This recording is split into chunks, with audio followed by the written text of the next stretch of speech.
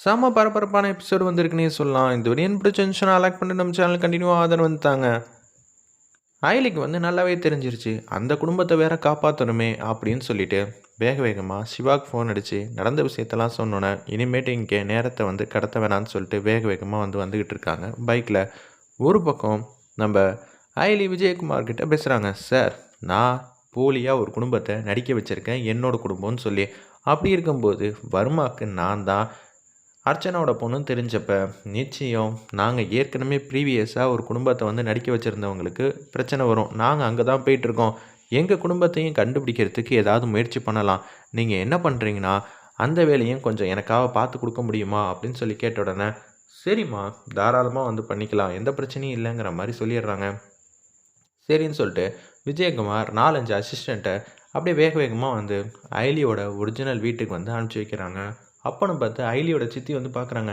யாருங்க நீங்கள், எங்களுக்கு எதுக்குங்க பாதுகாப்பு கொடுக்குறீங்க அப்படின்னு சொல்லி கேட்கும்போது, ஃபோன் வந்திருக்கு, பெரிய அதிகாரி கமிஷனர் உங்களை பார்த்துக்க சொல்லியிருக்காங்க.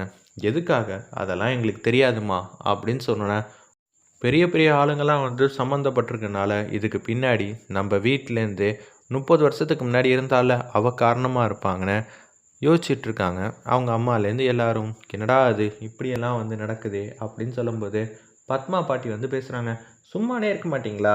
வந்திருக்கிறவங்கள கேள்வி மேலே கேள்வி கேட்காதீங்க. அவங்கள ஒன்றும் நம்மள மாதிரி கிடையாது, அவங்க பெரிய ஆளுங்க, அவங்களெல்லாம் கேள்வி கேட்காத, உன்னை பாதுகாக்கணும் தானே இங்கே வந்திருக்காங்க அப்படின்னு சொல்லும்போது அமைதியாக நின்றுட்டு அவங்க மட்டுக்கும் போகிறாங்க. அந்த இடத்துல நீங்கள் இனிமேட்டு அங்கே வீட்டிலே இருக்கக்கூடாது, வருமாங்க தான் வந்துக்கிட்டு இருக்காங்கன்னு சொன்னோன்னே, சரி மேடம், நாங்கள் எல்லோரும் கிளம்பிடுறோம் அப்படின்னு சொல்லிவிட்டு வேக வேகமாக அவங்க மாட்டுக்கும் கிளம்பிடுறாங்க அந்த வீட்டை விட்டு. அப்போன்னு பார்த்து வர்மா கார் நிற்கிது. டே ஜானி, உள்ளே போய் பாருடா, நம்மளையே ஏமாற்றிக்கிட்டு இருக்காங்க. எனக்கு தெரிஞ்சு அவங்க எல்லாம் தப்பிச்சு போக கூட வாய்ப்பு இருக்குது. காரில் ஏறி கொஞ்சம் நேரத்துக்கு முன்னாடி தான் போயிட்டாங்க அவங்க எல்லாரும். அண்ணே, வீடு பூட்டி இருக்குண்ணே. நினச்சேன்டா, நம்மளை ஏமாத்துறதுக்கு ஏகப்பட்ட பேர் சதி செஞ்சுக்கிட்டு இருக்காங்க.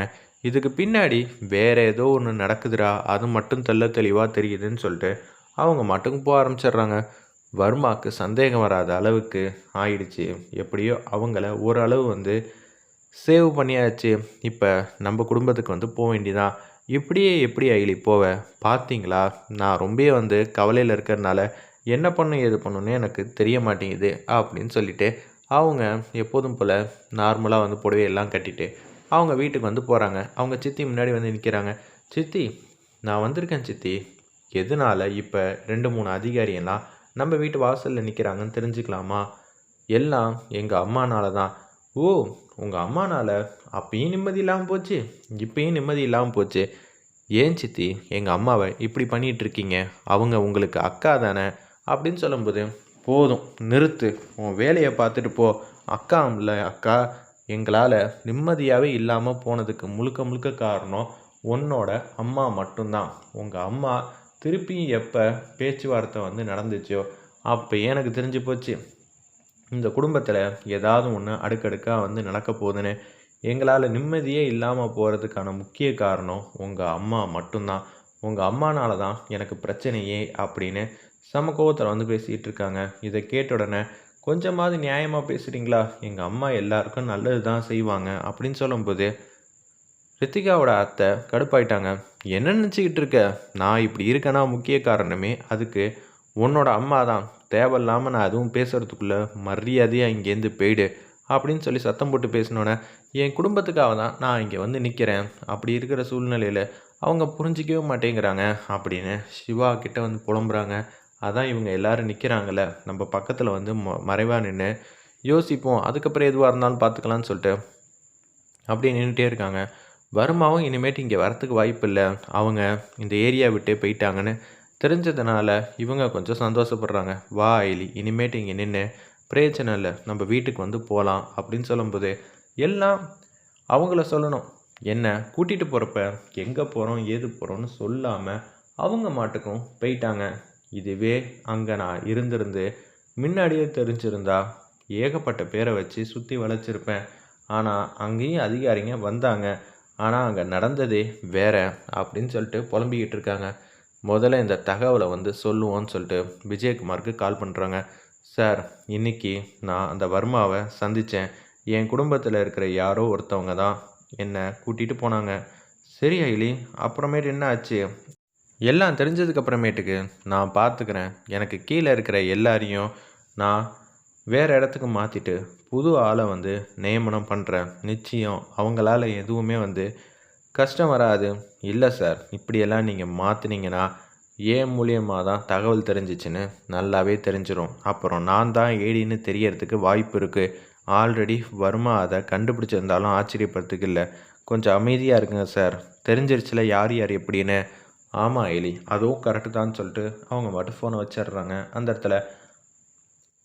சரி எலி, உன்னை பார்க்கும்போது அவன் கோவப்பட்டானா இல்லையா? கோவப்படலை. ஆனால் அவன் எப்படி இருந்தாலும் என்ன கண்டுபிடிக்கிறதுக்கு தான் வாய்ப்பு இருக்குது. சரி வாங்க போகலான்னு சொல்லிட்டு அவங்க மட்டுக்கும் போகிறாங்க அந்த இடத்துல. வர்மாவுக்கு நல்லாவே தெரிஞ்சிச்சு அர்ச்சனா எங்கேயோ இருக்காங்க.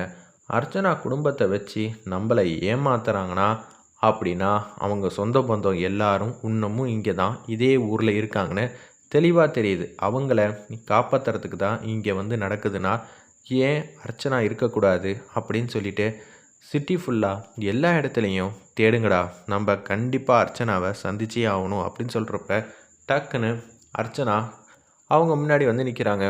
நீ இங்கே தான் இருக்கேன்னு எனக்கு நல்லாவே தெரிஞ்சிருச்சு. உன்னால் என்கிட்டேருந்து இன்னொரு வாட்டி தப்பிக்க முடியாது. நீ எப்படி என்னோட கெரியரில் ஆரம்பத்த காலத்தில் இவ்வளோ பெரிய குடைச்சல் கொடுத்துக்கிட்டு இருந்தியோ அந்த வேலையை ஏடிங்கிற ஒரு பொண்ணு பார்த்துக்கிட்டு இருக்கா. நான் சும்மா விட மாட்டேன் யாரையும் அப்படின்னு அந்த இடத்துல வந்து சொல்கிறாங்க. இதை கேட்ட உடனே ஐலியோட அம்மா செம்மையாக வந்து கோவப்படுறாங்க. வாவ் வாவ், எனக்கு ரொம்பவே பிடிச்சிருக்கு.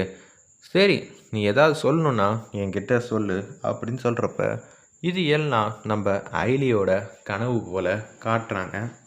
அப்போன்னு பார்த்து ஐலி டக்குன்னு எந்திரிக்கிறாங்க. அம்மாங்கிற மாதிரி ஏஞ்சி உடனே சிவா வந்து லைட்டு போடுறாங்க. என்ன ஆச்சு ஐலி அப்படின்னு சொல்கிறப்ப, இல்லை நான் பார்த்தேன், இப்போ எங்கள் அம்மா கனவுல வந்தாங்க, கூட அந்த வர்மாவும் நின்னா அம்மா இருக்கிற இடத்த கண்டுபிடிச்சிட்டான் போல இருக்குது. அதனால் கண்டிப்பாக நான் எங்கள் அம்மாவை இடத்த வந்து மாற்றணும். இல்லாட்டி நாளைக்கு காலையில் போய் பார்க்கலாம். இல்லை, எனக்கு இப்பயே பார்க்கணும் போல தான் இருக்குது. இந்த நேரம் வேணாம் ஐலி, காலையில் பார்த்துக்கலாம். நீ நிம்மதியாக தூங்கு. ஏன்னா இன்றைக்கி அவனை நீ சந்திச்சுட்டு வந்திருக்க. எப்படி உன் குடும்பத்தை நோக்கி வந்துட்டா என்ன பண்ணுறதுன்னு சொல்லிட்டு விஜயகுமார்கிட்ட பேசி ஆளுங்களையும் அங்கே நிப்பாட்ட வச்சுருக்க. அதுக்கப்புறம் நீயும் போயிட்டு வந்திருக்க. உங்கள் அம்மாவை பற்றி உன் வீட்டில் இருக்கிற சித்தியும் அத்தையும் திட்டியிருக்காங்க. இந்த எண்ணம் எல்லாம் சேர்ந்தது தான் இப்படி உனக்கு ஒரு கனவாக வந்துச்சு. மற்றபடி நீ கவலைப்படுற அளவுக்குலாம் ஒன்றும் கிடையாது. அதுக்குன்னு நான் கவலைப்படாமல் இருக்க முடியுமா? மற்ற விஷயத்தில் எதில் வேணாலும் நான் தைரியமாக இருக்கலாம். இந்த விஷயத்தில் அதுவும் எனக்கு கைக்கு கிடைச்ச பொக்கிஷத்தை என்னால் பார்த்துக்கணும், கவலைப்படாமல் இருக்க முடியுமா அப்படின்னு சொல்லி கேட்கும்போது, நான் ஒன்றும் அப்படியெல்லாம் சொல்லலை ஐலி. நிச்சயம் நம்ம பார்த்துக்கலாம். நம்மளை மீறி எதுவும் ஆக போகிறதில்ல. தயவு செஞ்சு கவலைப்படாத, காலையில் போகலாம் அப்படின்னு அந்த இடத்துல ஐலிக்கு ஆறுதல் சொல்கிற மாதிரி காட்டி சூப்பராக முடிச்சிருந்தாங்கன்னே சொல்லலாம்.